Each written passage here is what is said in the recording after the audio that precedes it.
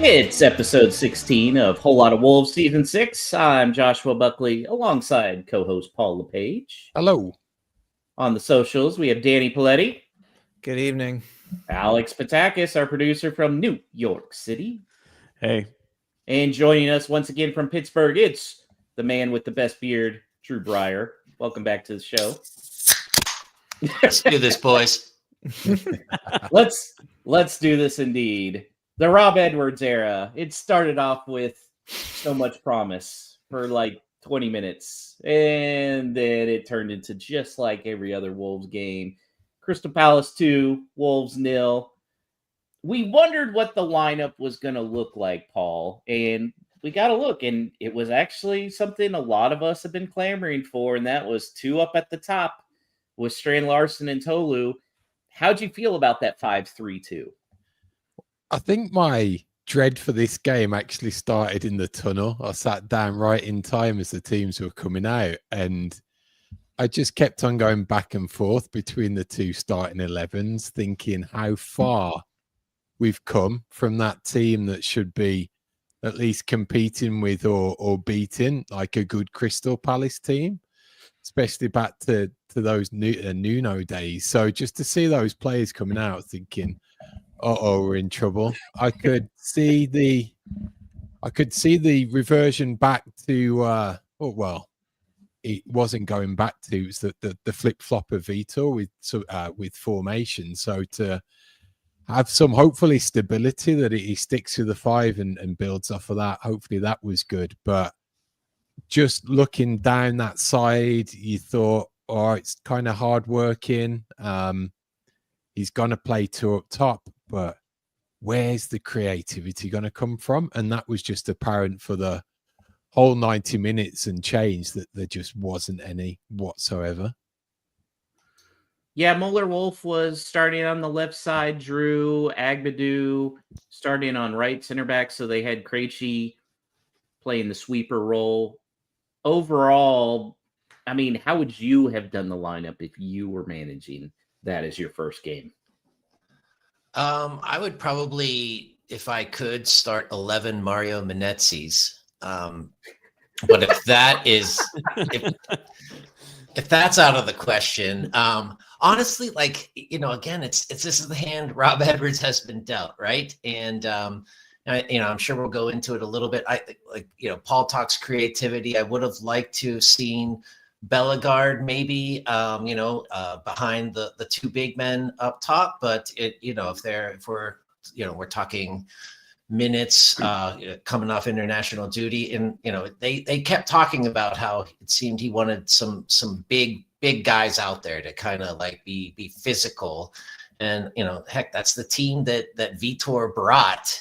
I think Muller-Wolf has shown in a few of our at least Carabao Cup games that he can put in a shift, and I think honestly Agbadou he did all right, all things considered. He was not Agbadou this game. Yeah. Danny, you're our international expert. Do you think that needing to manage the minutes for Bellegarde and Arias played a role in that lineup? On the one hand, yes, perhaps, but it felt like a mixed bag, because we know that Munetsi had stayed back from international duty allegedly to work with the new coach, with Rob Edwards. It's possible that some of that went into the same decision for Krejci, although he was also suspended from one of his games. But then you look at Muller-Wolf, who was away on international duty, although obviously in Europe, so not quite as far. And I think a lot of people felt that Hugo Bueno, had been doing, an adequate job. And then, people say, well, Muller-Wolf had a good international break. And I don't know. I remember sitting there while the game was starting and saying, but also like he's providing assists to Erling Haaland against like Estonia or whatever. Like it, I don't want to undercut his contributions to his international team. And, he seems like an industrious, more than adequate left back for Norway. But I just, it kind of like it undercuts that that overall idea that that he picked players who he was able to work with the whole week when he picked smaller Wolfa. So I don't know. I don't really know what to think. Certainly, Munetsi would have been there much longer than the two of the other ones who could have played there. So Arias and Bellegarde would have been kind of the latest ones coming back, I think, especially Bellegarde. So maybe that's part of it. I don't know. It feels like I'm clutching at straws here because, like, I think a lot of people were really excited to maybe see a lineup that didn't include Munetsi, and not going to happen.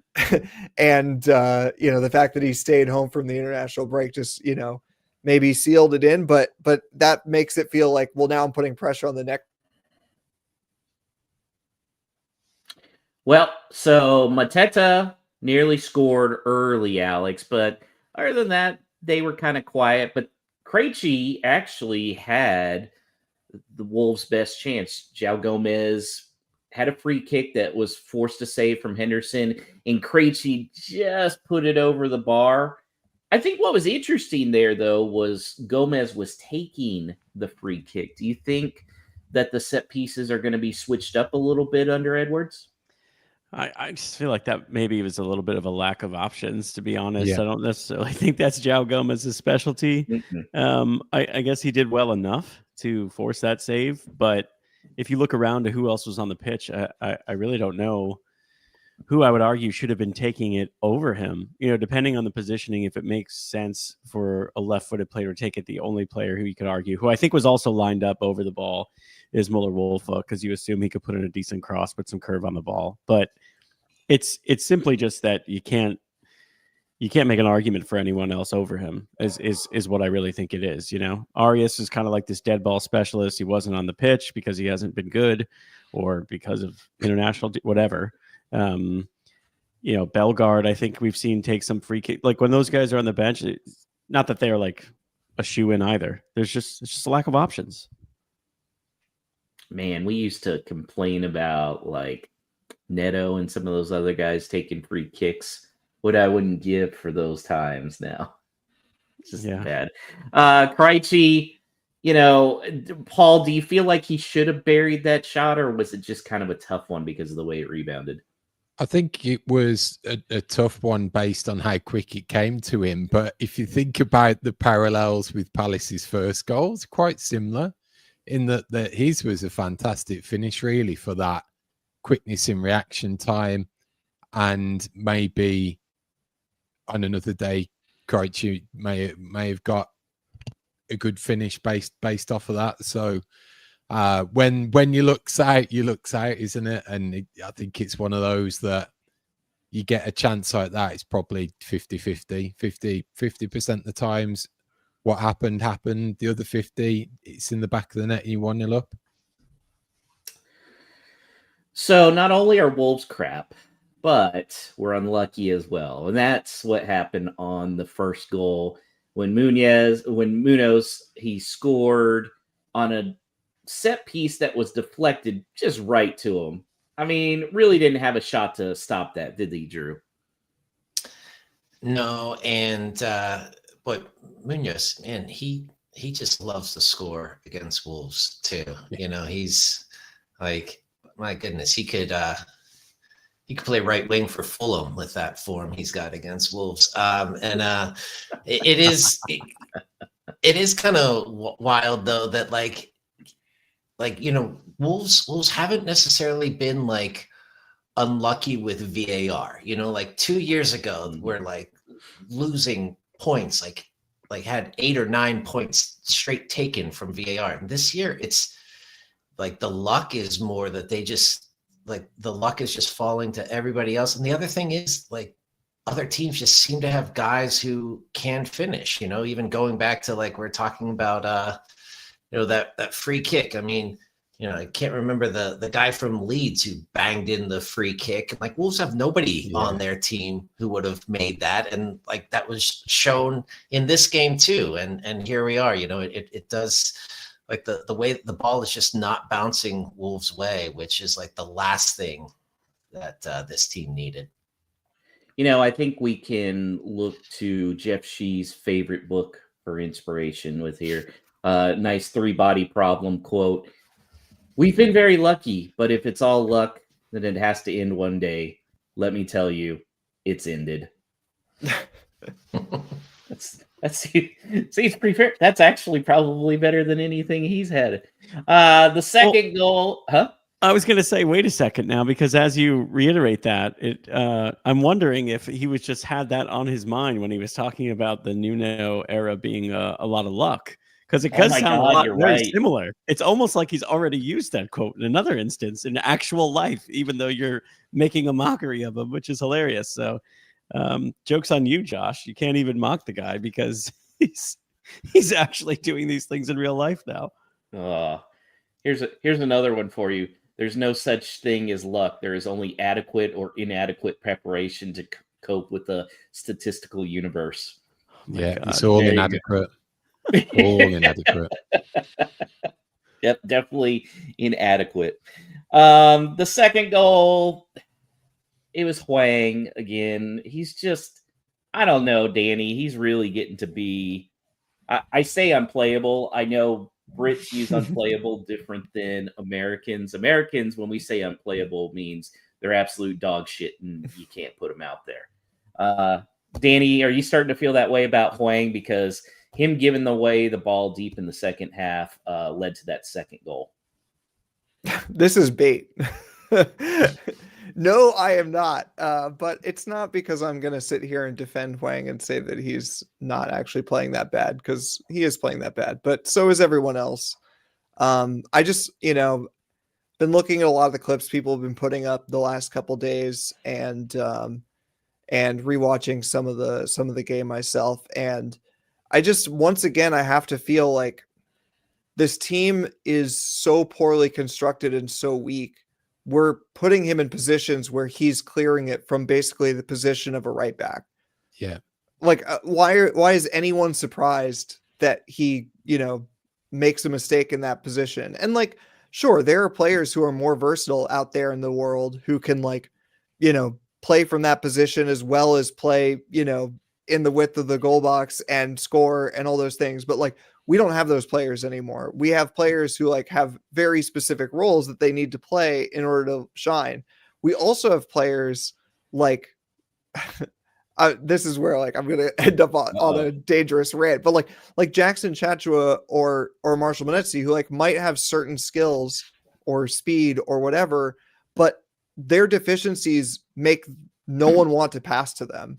Yeah. Whereas I know that some people may feel uncomfortable with Hwang having the ball, but he's a player who actually wants the ball and will take it and actually go towards the goal, which for a game where we barely had a shot on target, all I need is somebody to try to get the ball towards the goal. And I'm not going to sit here and blame Strand Larson particularly, but that was his only outlet and he's central and he Hwang doesn't really have a pass to him. So it's that or pass back, which no one wants either. No one wants, our dynamic forward to be passing back to the goalkeeper. We're not going to feel comfortable with him doing that either. It just, I don't know. It gets old, but it all feels structural at this point where a lot of these are players who I think in a better team, like the team that we used to be, can shine. We've seen that with Hwang, with Bellegarde, with others who are currently in this team that we knew that they had shortcomings, but they looked good in the team that we had. Now they're some of our best players. And yeah, Hwang's going to fuck up, and he fucked up that time, and he'll probably fuck up next week too. But I don't know. I'd rather him be taking the chances than hoping he somehow gets it to Jackson Chachua, who doesn't seem to even want to dribble the ball.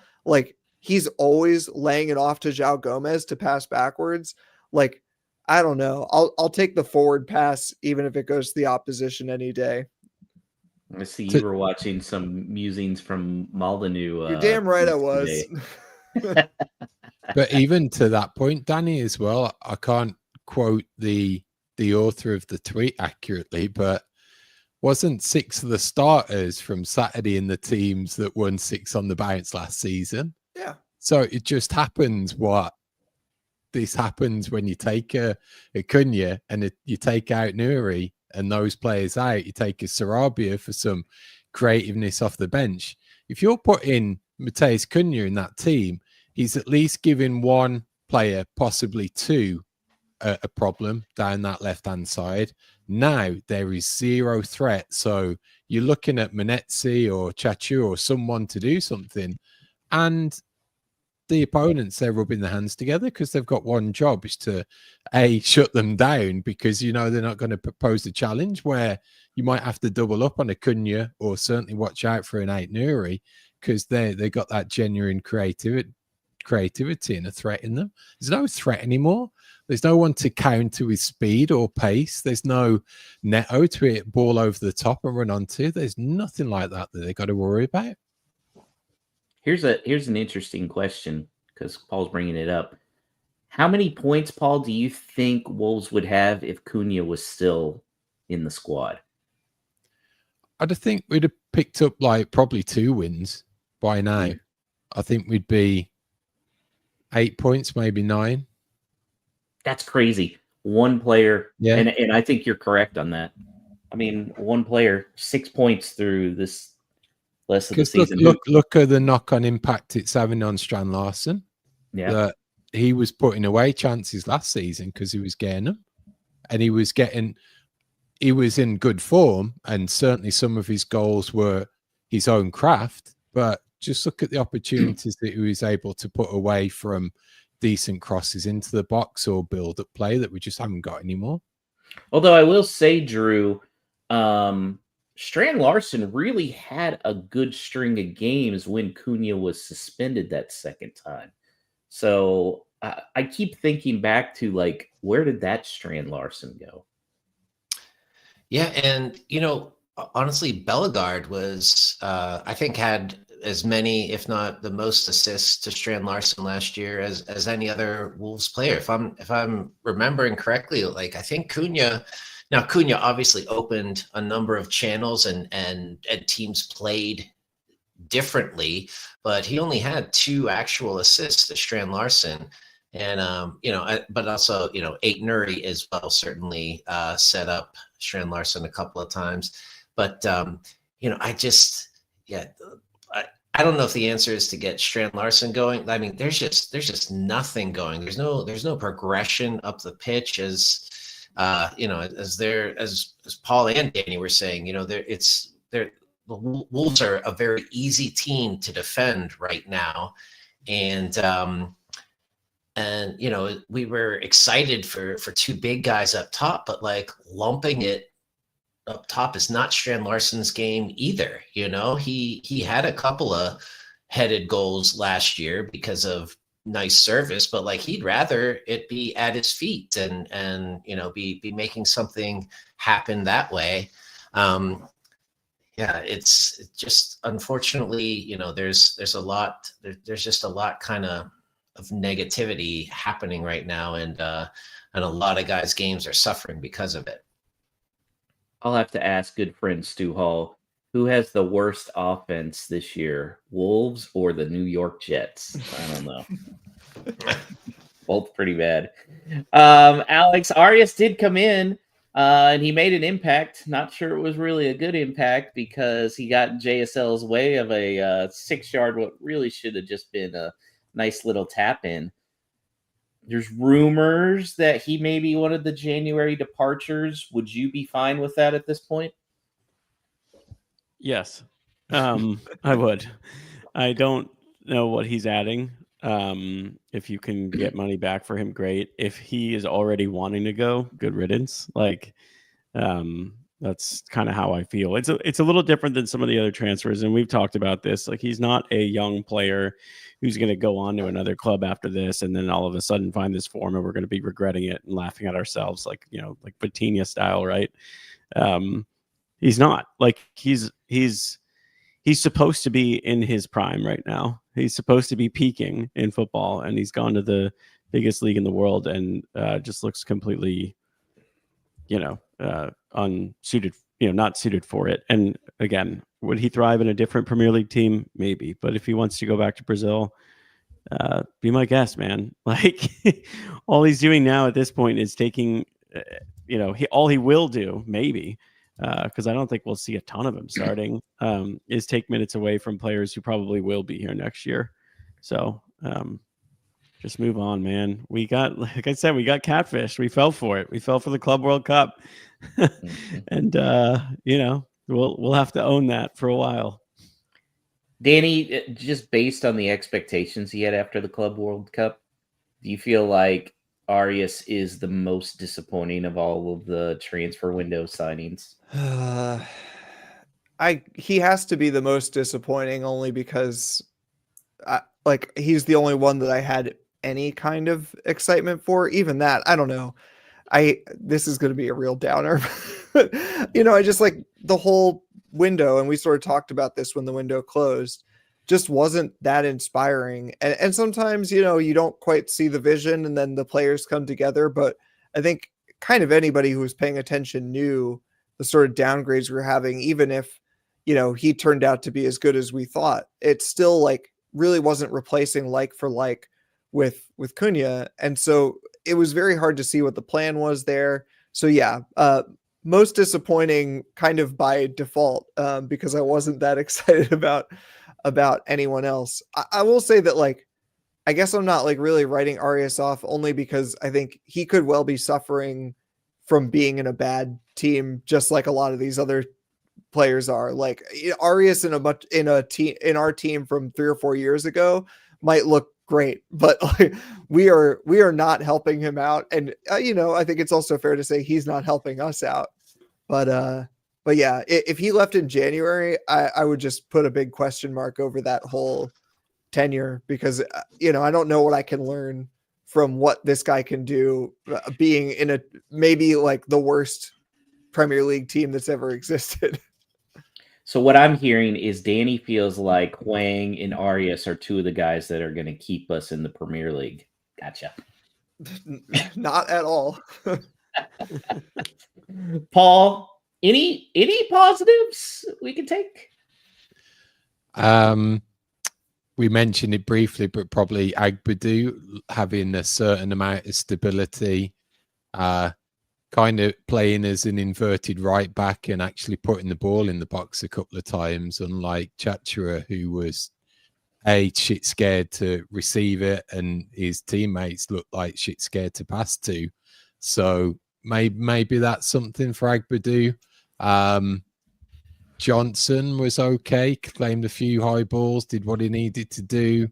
There looked to be that somewhat of a quickness to release the ball, but there was no I don't know why I was even expecting like a fresh broom to really sweep the shit away and polish this fantastic side under Rob Edwards. There was no real light switch coming on, and it was different altogether. So I think he's just trying to not lose and somehow score and try and get something from games. And when you set up like that and you come up against a good team like Palace, they can handle you pretty comfortably, which they ultimately did. Drew, as Edwards gets a little bit more time with these guys on the training pitch, what are some characteristics you would like to see them start having? Is leaving a characteristic? I again, they showed some, they show something, but it's for like 15 minutes over a 90-minute span. There seems to be something there, but it really, it does not seem as though they're able to sustain it, for a half of football, much less a full 90 minutes. And even earlier in the season with Vitor, with the 1-0s and trying to hold on and just unable to park the bus and make it ugly, whatever they needed to do to hang on to a 1-goal lead, they weren't able to do over the length of a full game.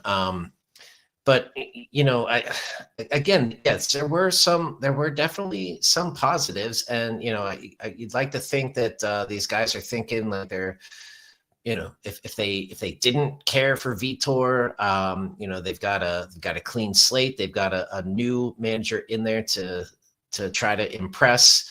Again, you know, we're hoping that like a lot of these guys are trying to put on a show, whether it's for, you know, their country or for the next club they want to play for. So I feel like those, like it's going to be kind of small things here and there that we're going to have to really hang on to, and you know, and the wins are going to be, if the wins come, like it's going to be a 1-0 that they eke out, or a maybe that again, like there was certainly some positives, and you know, like seeing Agbadu, he ran down Mateta. There was there was the time that Mateta ran through pretty much unabated, but then another time that like he ran through and Agbadu just outran him, and like that's the Agbadu that we recall from last year, you know.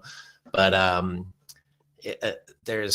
feel like maybe getting Bellegarde a chance to be like a little more creative, because I think he's one of the few guys that you know, is willing to progress the ball up the pitch, is like wants, as you know, like somebody who wants the ball, like we were discussing earlier. I think maybe you know, getting Bellegarde a chance to perhaps play behind the two big guys, we'll see where that can take them. Well, let's look ahead to Wolves' next match.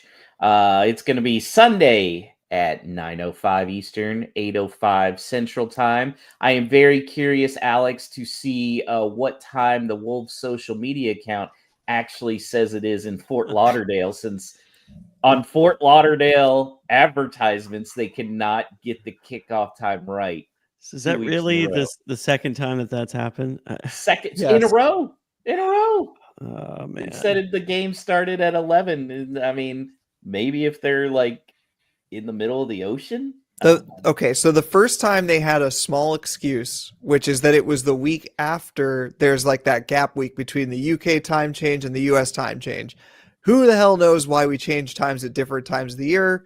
It's all a mess. Or still change. So yeah, we were GMT -4 1 week, and then they kept it -4 for the following week. You get a mulligan on that one. They did it again this year, this week. There's no excuse. We just had a whole international break where we're all looking at the time zones anyway.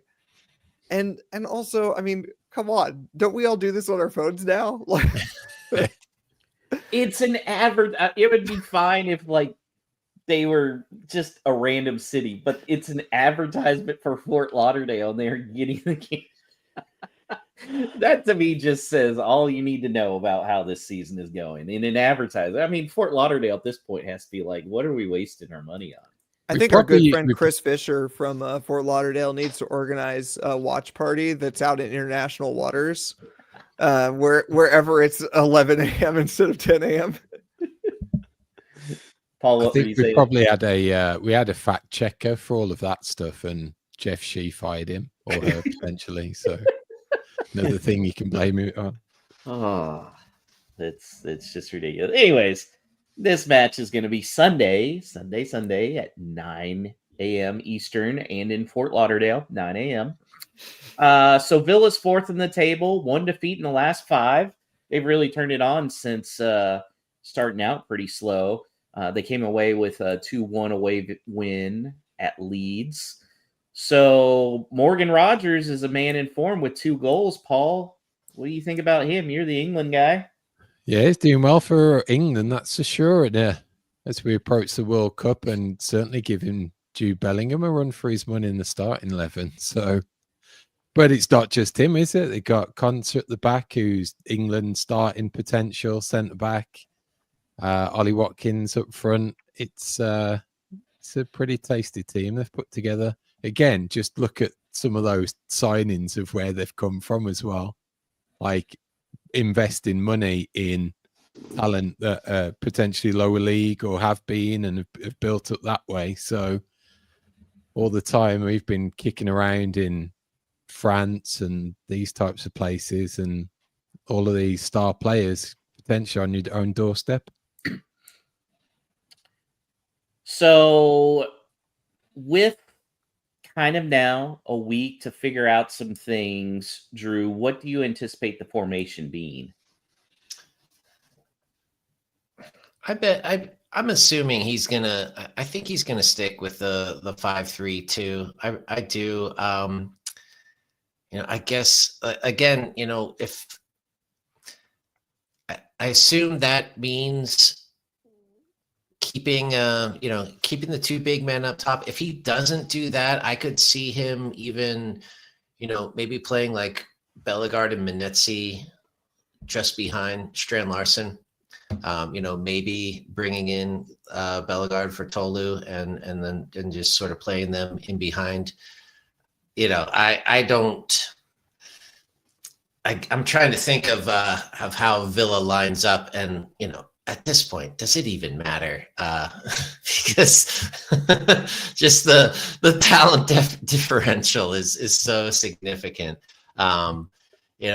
Nobody has really put themselves forward as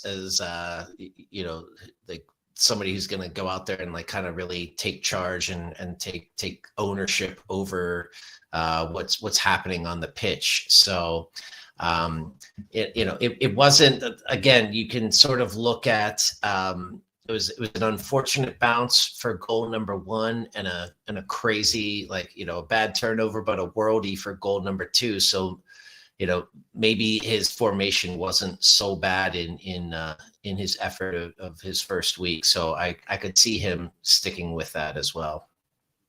Danny, do you anticipate any lineup surprises? No, but only because maybe nothing will surprise me at this point. And I kind of expect him to still be finding his best team again with the international break. It would have been nice if he'd had more time with some of those players, but he'll have a full week now, and I'm hoping that he will start to find a sort of settled 11, and we start to see a bit more of an identity, just because we didn't really, we looked kind of okay for parts of that game, but still really lacking an identity. So that's kind of the first job. I think, again, can't be looking at the table. There's kind of no point at looking at the table at this point. And so, strain your neck right now. Just try to have some kind of identity, try to be defensively solid, and then let the chips fall where they may. This is where we've come. Just don't even look, just try. Wow. The standard. Thanks, Jeff. This is great. Alex, if they do only go with one striker, I actually think Tolu should be the guy, not JSL. What do you think? Yeah, I'd be on board with that. We were going through positives earlier, and again, we're really having to kind of scrape the bottom of the barrel to just come up with positives from the match against Palace. I guess I would put Tolu in there. I thought he did a decent job. He is a player that, unlike Larson, when they kind of just, hoof it up the pitch, can bring the ball down, control it. He just has no one to let it off to continue any type of momentum forward. But I did watch that game against Palace and think, and that guy's we're gonna see a lot of tea time in the championship next year. I think. I'm telling you, golden boot. Yeah, I can see that being a serious consideration. So I would play him, I guess. I don't know. How does that go over if you sit Larson in your second game and you're Rob Edwards and he's he hasn't done anything. So in my mind, there is nobody that's, beyond a benching at this point, maybe bar João Gomez or something like that. But yeah. Who Vitor benched, by the way. Yeah, I was just going to say, he has also been benched already. So barring some type of dust up in on the training ground, I feel like he will be in the team though going forward. I don't think Rob Edwards wants to rustle those feathers, or a pre-contract agreement with United. So actually, maybe that wouldn't surprise me either. I got nothing, Josh. Just play Tolu. Who cares? Just do it. I think the only thing that talks to is, again, how bad the squad's been constructed, because Where is he looking for something off the bench to change it? If either of them starts, if you're playing both together, then you're taking at least that option away from the bench of someone to turn to and add some fresh legs. So I think all we can say on this is I think it's a good window. I think it's a good window. That's what we heard. It's a good window. Oh, brutal. Well, let's look at the standings. I predicted that Wolves would be a little better, and they were. That's why I got 3 points for my 2-0 Palace win. Alex and Danny each got a point. Paul, your optimism was kicked in the nuts. So I've got 12 points. Danny, you've got 8. Paul, 6. Alex, 5. And the guest spot, Drew, needs some points. They're at 4. So let's start with you. What's your prediction? Well, it's a derby game. If that means anything at this point in the season, Villa does have to play Thursday, I think. So, they may have some tired legs, so they probably will only put 2 past Johnstone. So 2-0 Villa. 2-0 Villa. Danny? Yeah, I'm right there with Drew. I'm going 2-0. I'm not explaining it any further. Alex? Another goalless performance. It almost just feels it is the most likely, but it also seems like there just kind of has to be a goal at this point in a league game, whether it be a penalty, an own goal, maybe. 3-1 Villa. 3-1. Paul, you optimistic this week? it's a local derby. Local derbies always end 1-1. 1-1. No? Okay. Yeah, I'm with it. By the way, Alex was the one who alerted it to us. If Wolves don't get a goal in this match, then they will have no goals for goal of the month for all of November. So please let them get an own goal, please. Oh, would that be incredible? I said this weeks ago, and it still stands. Krejci is their biggest goal threat. Like he legitimately is, and that man is a starting center back for Wolverhampton Wanderers. Who's the funniest Aston Villa player to get Wolves goal of the month with an own goal? Is it Emi Martinez, who used to be at Wolves? Yeah.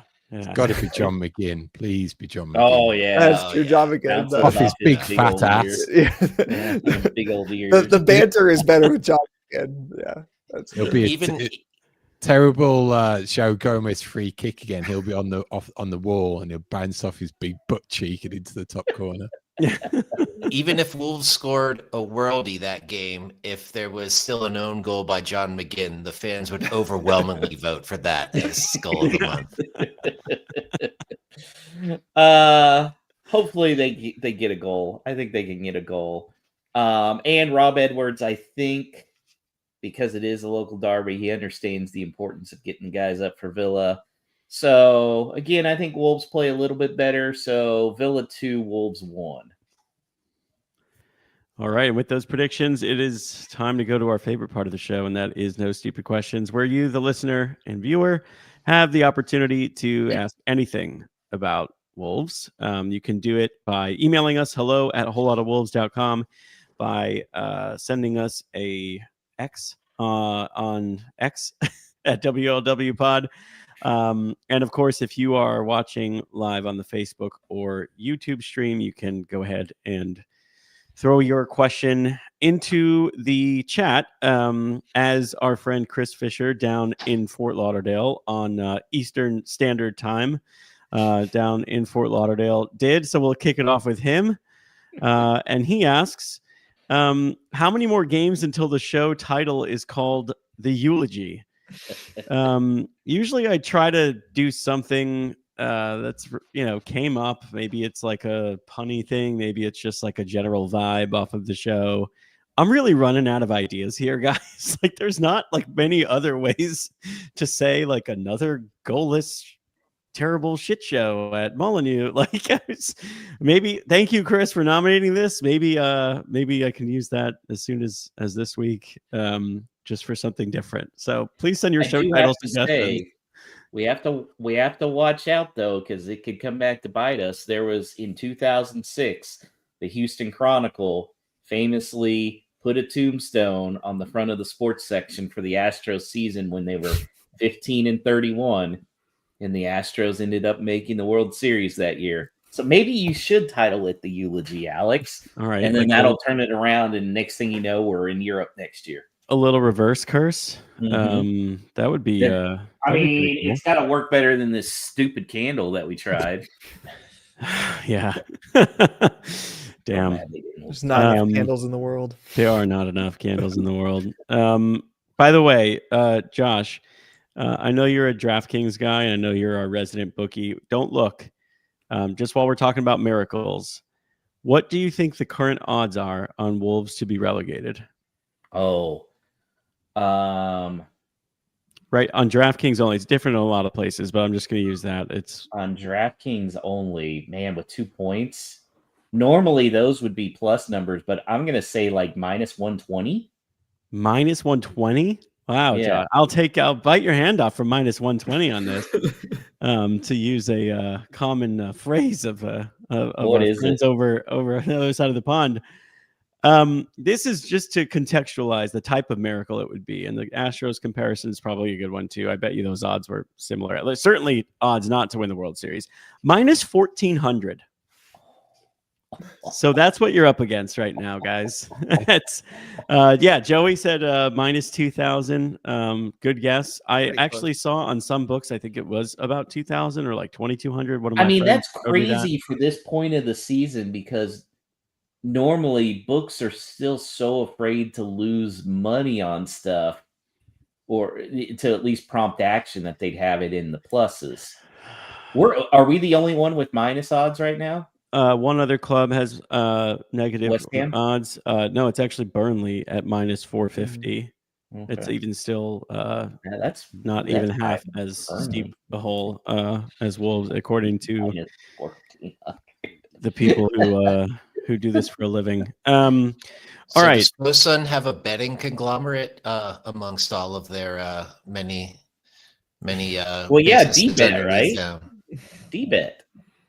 Is that theirs or Hell no, that's just Who knows? Is that anyone's? Yeah. Is it even still around? I don't know. yeah, it could be theirs. Good luck finding real information on that shadowy company on the internet. All right, let's actually do another one from the chat from our friend Todd in Minnesota. You made this comparison, I think, like the very first match he ever played, Josh. And I'm so mad that we're still at this point, and that you having a knee-jerk reaction to him actually ended up being right. But would you rather actually rather have Munetzi or Dendoncker in your starting 11? That's an easy one for me, but I'll let you take that since you're the first to rule Mario Munetzi out. I'm going to say Munetzi. I'd rather have him. Oh, my okay. God. He runs better. I thought this was a look at Paul. I have never had a stronger reaction to one of your takes, Josh. I cannot believe you would say that. Yeah. I will give you this. You got to remember how much I hated Dendoncker. I remember very well, but I still have. There's still a few things I think Munetzi does well.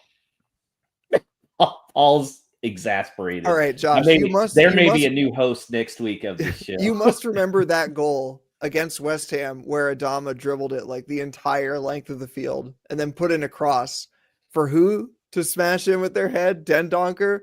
Do you think, given 100 chances, that Marshall Munetzi gets his head on that and scores? Probably not. But you know what? He hustles. If you're thinking that, by the way, So does Larry Flint.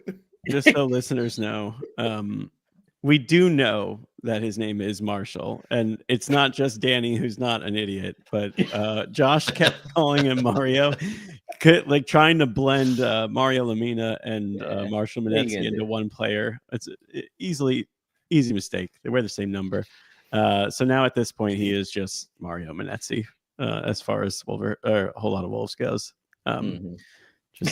Just we don't need the correcting. We're just kind of running with it. All right, let's go to Glenn Aston on X. Are Fosun prioritizing esports over the football team with a plan to let them rot? I mean, maybe it's all very opaque and kind of like the podcast that I missed because I was sick. You guys got to talk about that Jackie Oatley clip that was so good, and I just was thinking back to that and how like part of the problem is just how the communication has been so poor. Obviously, we know Jeff Shee's totally wild ramblings on various platforms, but also just from Fosun about their intentions. Any kind of plan. Any decent organization has at least, you'd think, a couple of years worth of planning sitting around. 5-year plan, maybe even a 10-year plan involving some sort of stadium improvements. But we just have no idea what their intentions are. And there's been like a total blackout from Fosun about any real clear direction for the future. And I bring that up because I just wonder, a lot of the talk has been about, Fosun really just wanting the badge, and they use that for esports. They're promoting their esports team. But it just all feels so strange because at what point, if Wolves drop down the leagues, if maybe Wolves fall out of the football league, maybe they're in non-league football, maybe Molineux is condemned. At what point do they just say, well, we got what we want, and you can rebrand an esports team much more easily, call it Wii Sports, have it be the same colors, a slightly different badge. And like, what is the point of the connection to the club? Like, I don't know. I'm sort of just rambling at this point, but like, it's genuinely because I don't really understand like what value is there in the brand if there isn't actual like brand synergy. Like if you're going to let one thing completely die on the vine and put money into another thing, then like what is the point of having both? I don't know. Baby. All about the logo. But how important is a logo? Like, I don't know. We've all been complaining about like all these companies recently, like Cracker Barrel and whatever else, like changing their logo and everybody hates it or whatever. But like, it doesn't feel like the value is actually in the logo. Like a brand is important. Branding is important. But at the same time, like what really matters is the infrastructure, as Wolves fans have now become, uniquely like aware of, is like you're losing out on all this infrastructure. If they completely had to change the Wolves esports branding, they still have the ability to sign the same players. They still have a plan to build some crazy esports stadium or whatever. Like those are real tangible things that have value that like, could be put on a ledger. Whereas like a brand can be built more or less overnight compared to those things. And it's just, I don't know. It's such a crazy situation. We all know this. Like, it's just, no one has an answer for what their plans are with respect to the two sides of this thing. This esports stadium is going to be like that stadium from the Brazil World Cup that was in the rainforest, where it had like 5 matches and now it's like overrun by vines and everything. Like when they build this and Fosun finally leaves, it's just going to be nothing. The world's largest tropical bird toilet now. Let's move on to this question on X from the Wolves Women podcast. Which is your favorite Beth Merrick FA Cup goal? Danny, do you want to take this and give us a little update on how that question came about? Yeah, and even better because I was delighted to see that Nick from the Wolves Women pod was actually in our live chat just now because he happens to be in Atlanta this week. So yeah, I guess right off the bat, I'll answer the question. Didn't have to dig back too far because Beth Merrick actually pretty prolific in the FA Cup and in general, but especially likes the FA Cup. I have to go back only a couple of years to say that the goal that started the comeback against Reading in I think the 4th round, which is Reading was above us by one league at the time. And then, of course, Destiny Toussaint with the winner. And then the following round, she scored the only goal, a penalty against Brighton and Hove, who were up in the top tier at the time. So that's kind of a pair of goals there that I think are particularly special. And obviously the context of the question is that Wolves women just moved on to the next round after dispatching Stoke. Kind of a heavyweight match from our own league. Stoke, one of the other very good teams in the league that Wolves women are trying to get promoted out of. So pretty nervy match for a lot of it. I think it went in 0-0 at halftime, but Beth Merrick special to start the scoring, which if you haven't been paying close attention, usually is her coming down the left wing and cutting inside. And if she shoots with the right foot from the top of the top corner of the box, then 9 times out of 10, it's going in that top corner. So that's exactly what she did. They do have their draw already for the next one. And unfortunately, it's Forest, the team that got promoted from our league last year and who have strengthened considerably. So that's going to be a tough one, but they're having a great season. Currently still undefeated. Currently still very much in the picture for promotion. So despite all the doom and gloom with the men's team, still something to cheer for at the club, thankfully. Can a Wolves women goal be nominated for goal of the month and promoted on the? I mean, Beth Merrick might end up getting 2 goal of the month awards for November because by default there might not be any competition. Let's conclude no stupid questions on this one from Matthew Silva, who was actually a guest all the way back in season 2, I believe it was, of a Whole Lot of Wolves, all the way from Japan. He emailed us hello@wholelotofwolves.com to ask if any of us, except for Paul, will be excited about the championship next season. He says, as a fan of the game, he likes to see teams he's never seen before, more derby games, unless the shit go down too. Actually see some goals, which we are yet to see in the month of November, and some wins, which we are yet to see since April. Drew, I don't know. Has this been miserable enough to have some excitement for the championship next season? Yes. Before I answer this, on the Marshall Manetzi slander, he is currently leading Wolves in Premier League goals, tied for the lead with 1, and go ahead. assists with 1. And he did not cost the Wolves a spot in the FA Cup final like some other guys. So who? John Ruddy. What's he got to do with it? No, Donker got called for that penalty. John Ruddy couldn't save. But, so, I'd take John Ruddy in midfield over Marshall Manetzi at this point. Me too.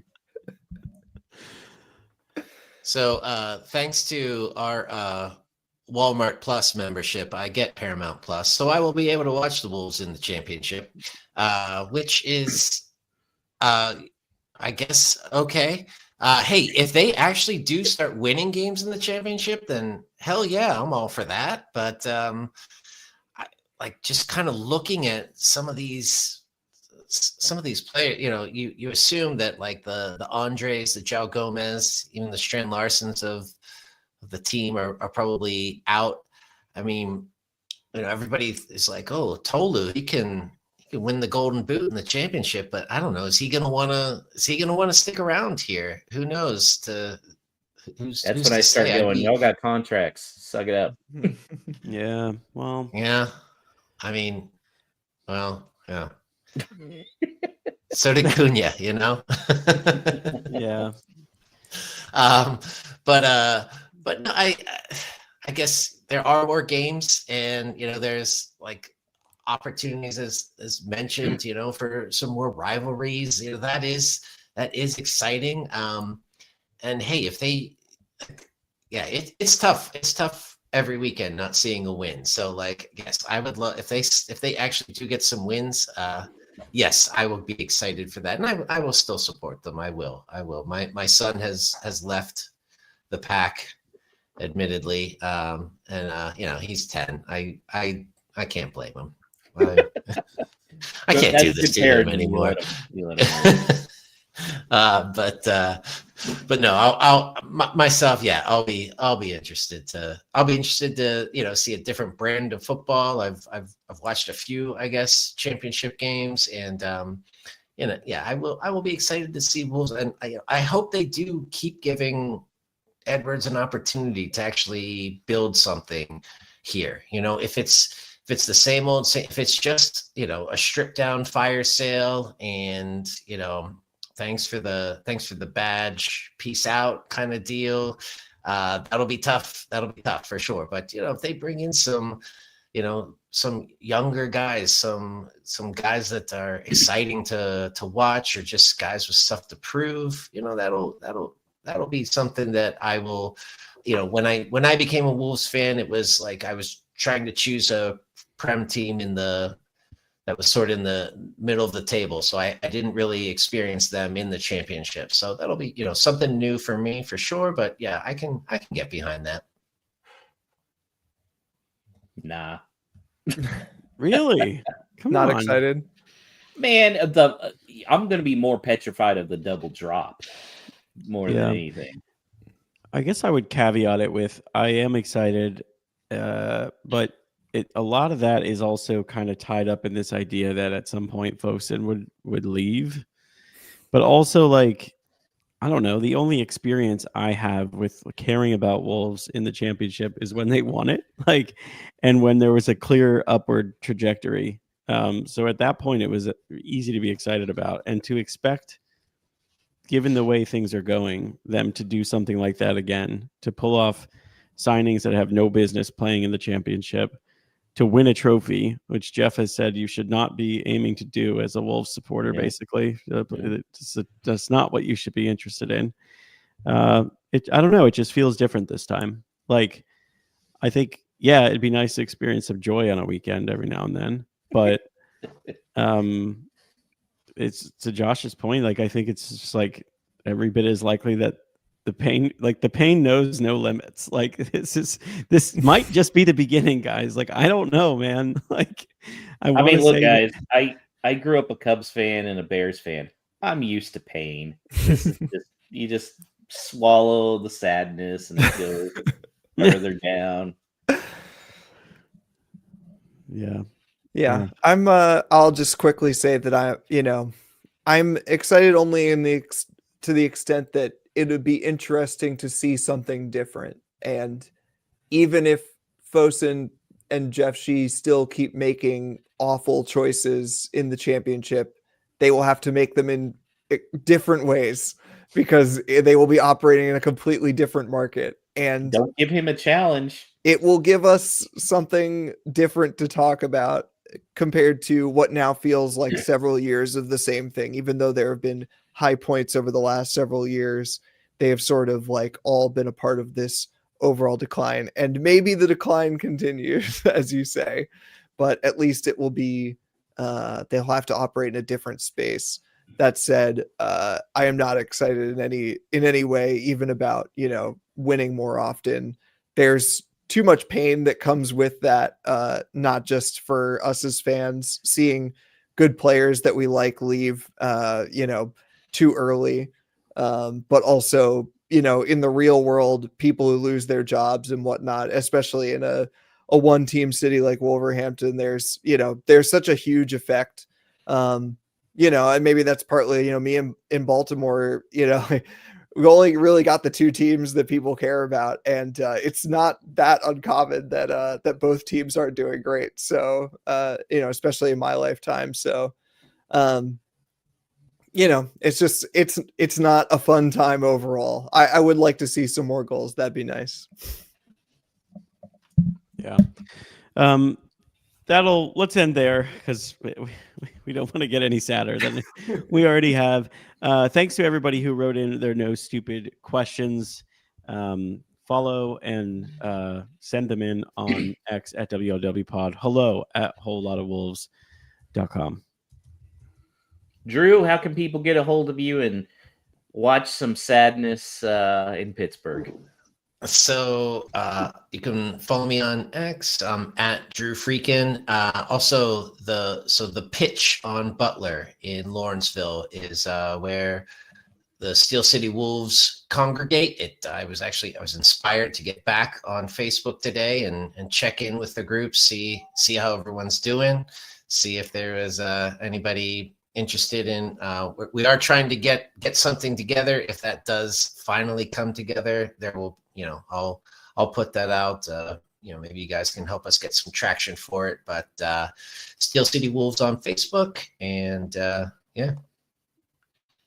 come be sad with all of us. Don't be sad, mate. Thanks to Danny on the socials, Alex producing you in our audience as we put it together for your depression as well as ours. But you'd be doing us a huge favor trying to help Whole Lot of Wolves grow by giving us a 5-star review on the podcast platform listening of choice that you use, or heading over to YouTube if you've yet to do so, subscribing to the channel and liking our content there. We will be back this time next week to see what we have witnessed at Villa Park on Sunday, and then preview another little tricky team coming to Wolves, which is Nottingham Forest the following Saturday. So it is Thanksgiving week. We can be thankful that we aren't Albion fans. We can still shoot on the Villa and up the mighty Wolves. Esports.